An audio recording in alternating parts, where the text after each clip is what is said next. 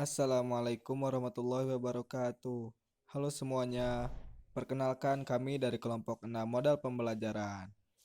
Kelompok ini terdiri dari Alicia Febrianti, ada Ilmi Auliani Soleha, ada Gina Tirayanti, ada Lela Alia, ada Faza, dan saya Muhammad Fajar Ramadan.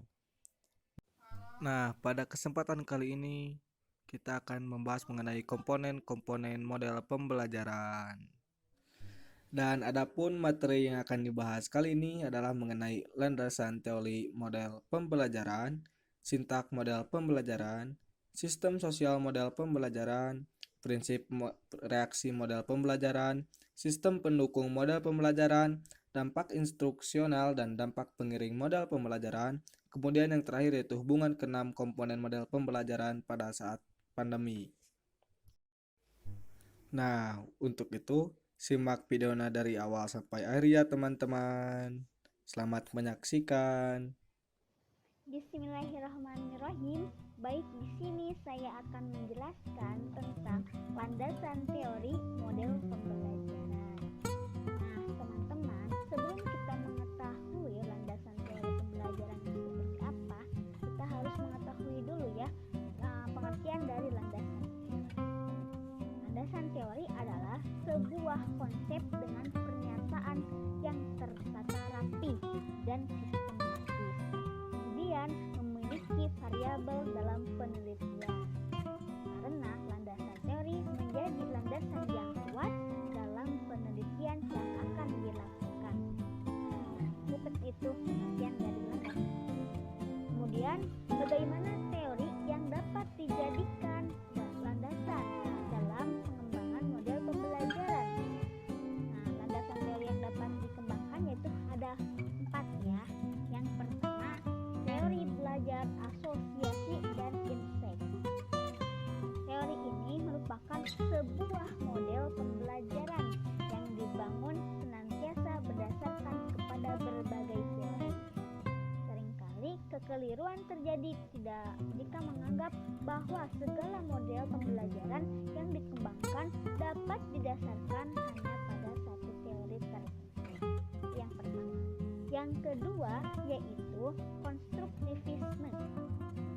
Konstruktivisme ini lahir dari gagasan Piaget dan Vygotsky, di mana keduanya menekankan bahwa perubahan kognitif akan terjadi jika konsep-konsep yang telah dipahami sebelum diolah melalui suatu proses ketidakseimbangan dalam upaya memahami informasi-informasi.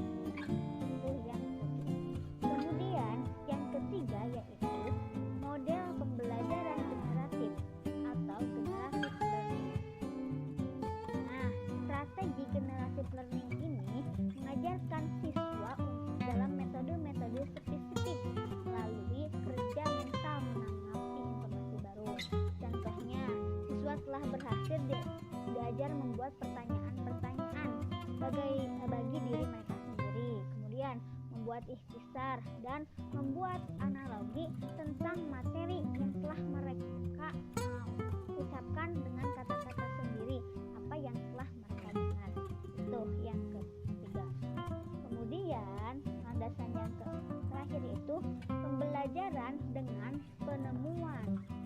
Nah, pembelajaran dengan penemuan ini merupakan satu komponen penting dalam pendekatan konstruktivis yang telah memiliki sejarah panjang pada inovasi pendidikan. Dalam pembelajaran dengan penemuan, siswa didorong untuk belajar melalui keterlibatan aktif mereka sendiri. Sekian dari saya.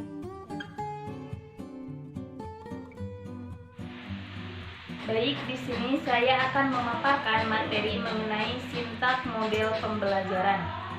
Sintak dalam pembelajaran yaitu langkah-langkah yang harus dilalui dalam proses pembelajaran.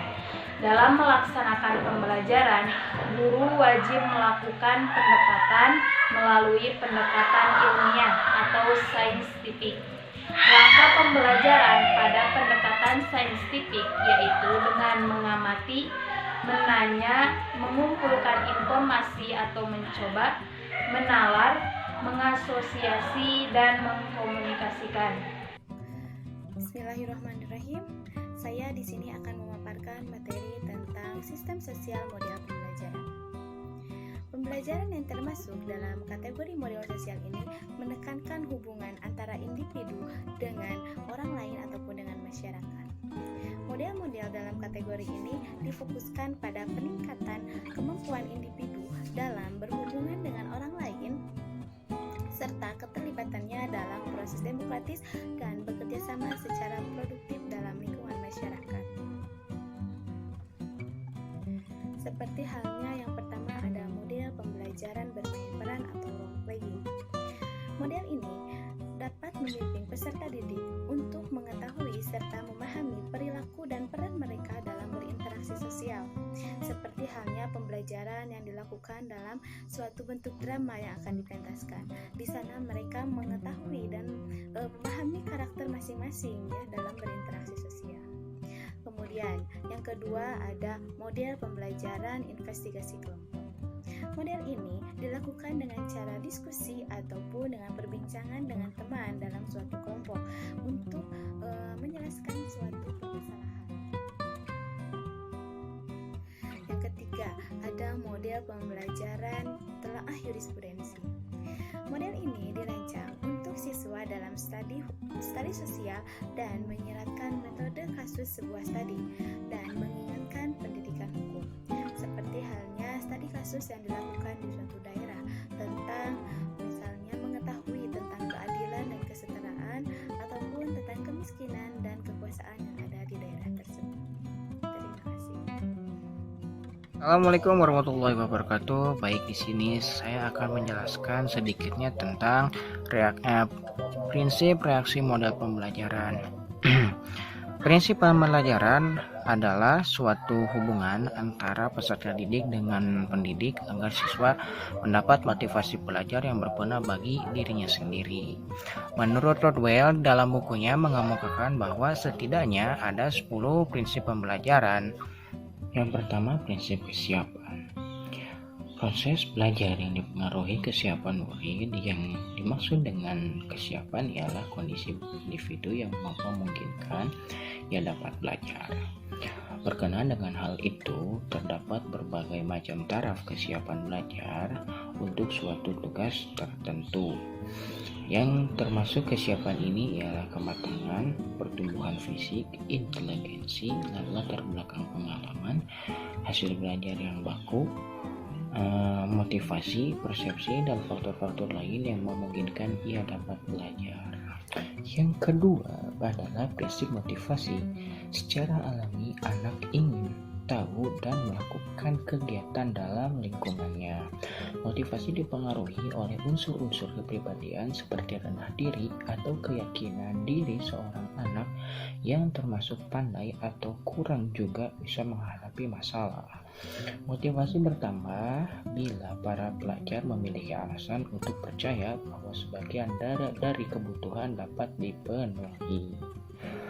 Yang ketiga ialah prinsip persepsi. Persepsi ini mempengaruhi perilaku individu seorang guru yang akan dapat memahami murid-muridnya lebih baik bila ia peka terhadap bagaimana cara seseorang melihat suatu situasi tertentu.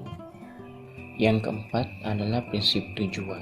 Tujuan harus tergambar jelas dalam pikiran dan diterima oleh para pelajar pada saat proses belajar terjadi.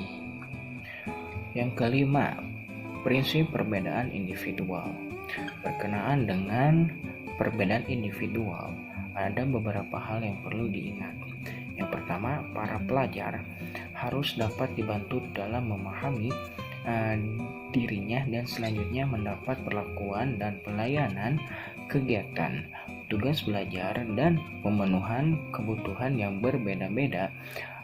Para pelajar membutuhkan variasi tugas, bahan, dan metode yang sesuai dengan tujuan, minat, dan latar belakangnya.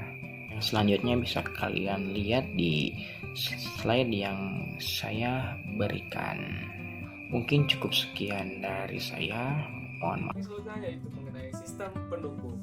Agar kegiatan pembelajaran berjalan efektif dan efisien, maka diperlukan sistem yang mendukung. Sistem pendukung itu bisa berupa sarana, alat, dan bahan yang diperlukan dalam melaksanakan model pembelajaran tersebut. Sistem pendukung ini berkaitan dengan sintakmatik yang ada dalam model pembelajaran tersebut.